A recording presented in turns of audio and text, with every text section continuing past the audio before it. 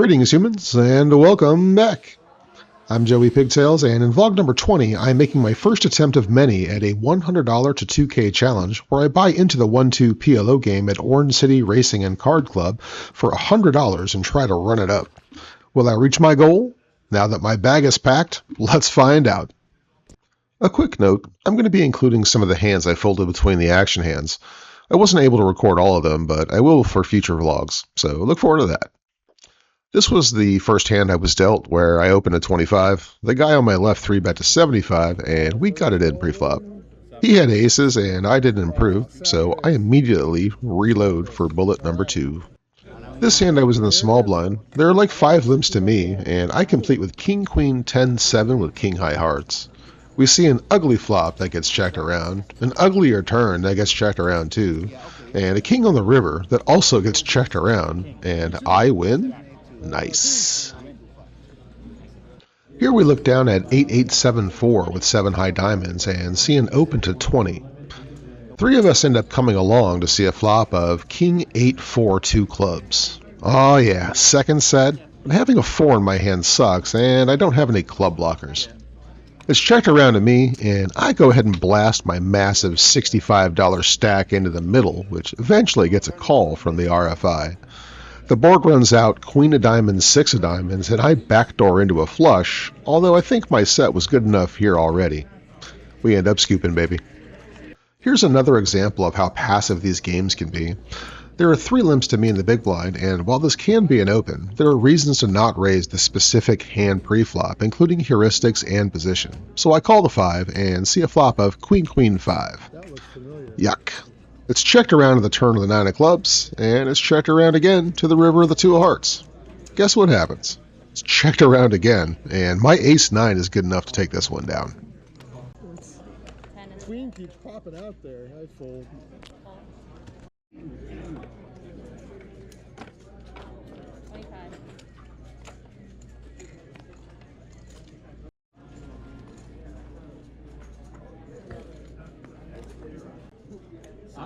Seven players. Check. Check. Against the mod.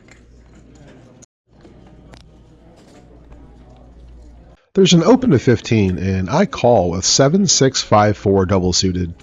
We can argue for a 3-bet with this specific hand, and I think that would have been better in hindsight.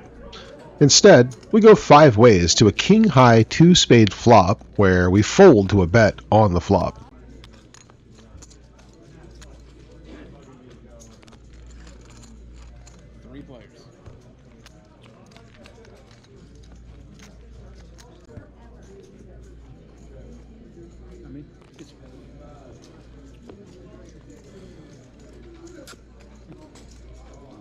Three players.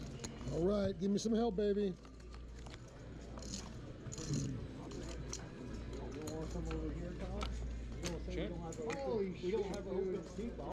I keep seeing queens, it seems. I limp this combo with the rest of the table to see a flop of Jack 5-2 2 clubs. Top and bottom pair and a queen high flush draw. I go ahead and fire 25 into 35 when check 2, which sees 2 calls, leaving me with less than a pot-sized bet. The turn is the ace of spades, which is a pretty friggin' bad card. I decide to go ahead and fling in the $100 I have in front of me, hoping for some folds, which doesn't happen. The player on my left calls after turning a better 2 pair with a bigger flush draw and had me crushed. Alright, let's fire bullet number 3.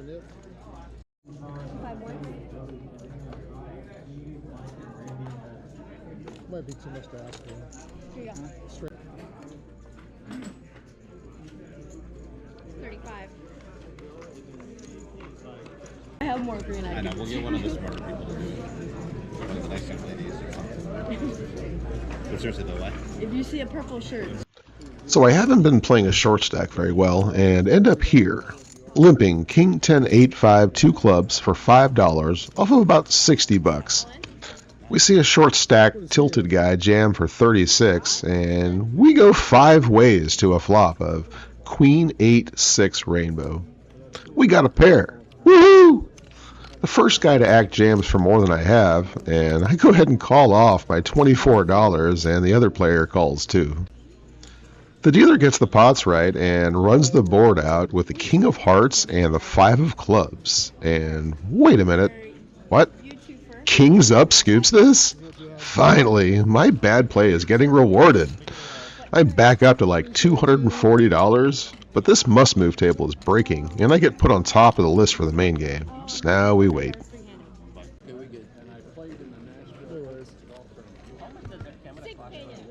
This was a GoPro, so when it was new, it was like $400. I brought over my stack from the other table to carry on the challenge, and this is the first big hand I'm playing at the main game, which seems like it has some good action. I look down at King, Queen, Jack 10 double suited, so let's go, baby. We see a limp, a raise to 15, and I 3-bet to 50. Seat 1 now says, pot that shit, and it's music to my ears. This guy over here. Okay, part that shit. Part that shit. Seat 3 calls off for less, and I jam my stack in for a little more. With a flop of Queen 9-8-2 spades, I flop the nuts with every redraw in the world, which comes right in on the turn, giving me the straight flush. Seat 3 had the ace-high flush, and Seat 1 had a pretty good hand too, so I got pretty lucky to scoop this massive pot.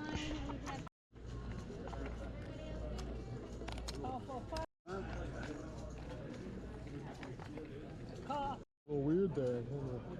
Investigate. Oh, I'll fold. That's cool. 15. We see a couple of limps, and I open a 25 with this beauty of a hand. After 4 other people decide to light their money on fire, we see a flop of Queen Queen 6 2 hearts. Oh yeah. First to act bets 50, it's folded around me, and I go ahead and put them all in since he's only got a little over $100. He goes ahead and calls off. The board runs out the king of spades and the 2 of hearts, and I fail to improve to a boat. My opponent, however, had flopped a boat with the queen and a 6. Long time ago, home game, right? Sorry? A guy 72 years. Another one. Yeah. Since the day it opened, I haven't touched it. How many points do you have, Jeff? Maybe. They can only do $50 at a time. So There's an open to 15 and a call, so I call with ace king 9-8 with king high spades, as does the big blind. This is sort of a marginal hand and should be a disciplined fold being out of position, but you know. With a flop of 5-4-2 2 spades, there isn't much here for me. The turn is a 7 of spades, giving me the number 2 flush, but I go ahead and check it since I'm out of position, and I'm looking to call a bet if one does come, but it doesn't. The river is the 2 of hearts, and I figure if someone had a set or something, they would have let me know by now, so I go ahead and bet 25 for value and get one crying call. I show the flush, and it's good.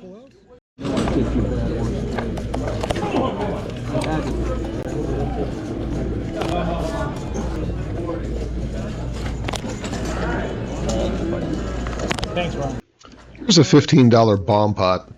I remember all too well the feeling of flopping quads in a bomb pot and getting stacked. Do you remember seeing that in a previous vlog? If you do, hit that like button. At least this time around, the likelihood of being outdrawn is really, really small. I end up getting it all in, heads up on these flops, and we chop this up. what would you do for Klondike Bar? In the next hand, I look down at ace 10 7 6 with nuts spades and the small blind and complete. We're 3 ways to a flop of king jack 9 2 spades. I go ahead and lead this for 15, and I get one call from the button. The turn is a king, which is not ideal, and it goes check check. The river is another king, and we both check again. Ace high is somehow good here, and I pick up another 20 bucks.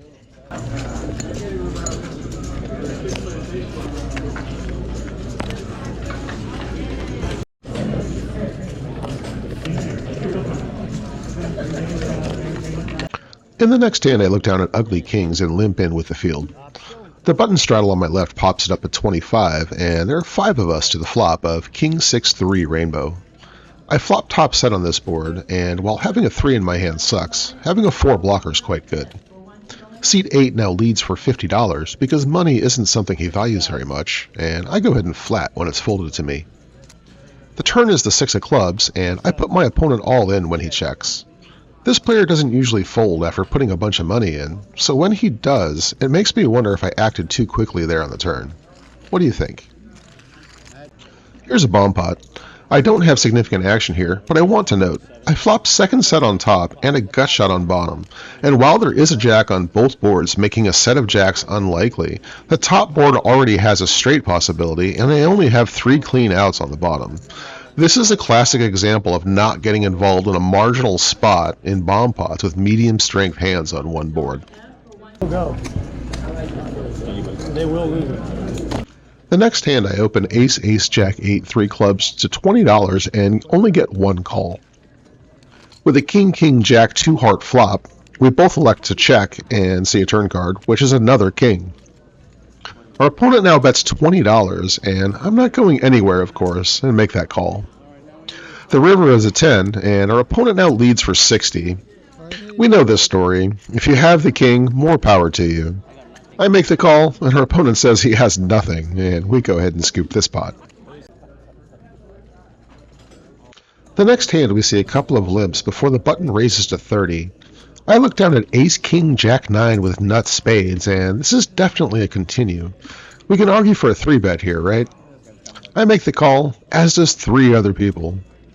With a flop of 8, 6, 2, 2 spades, I have the nut flush draw here, but that's about it, and I go ahead and check. I'm never folding to a bet, and luckily it gets checked around. The turn is the 4 of diamonds, which is not what I was hoping for. I check, the guy on my left bets 60, and when another player calls, giving me better than 4.5 to 1 to call, I go ahead and do so.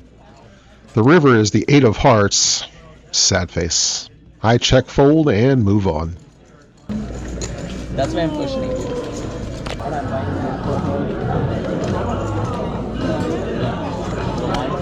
Yeah. He just knows. I mean, if it's like pointed negative, Yeah. but you know. I hate I fold. The first attempt at the $100 to $2K challenge is in the books.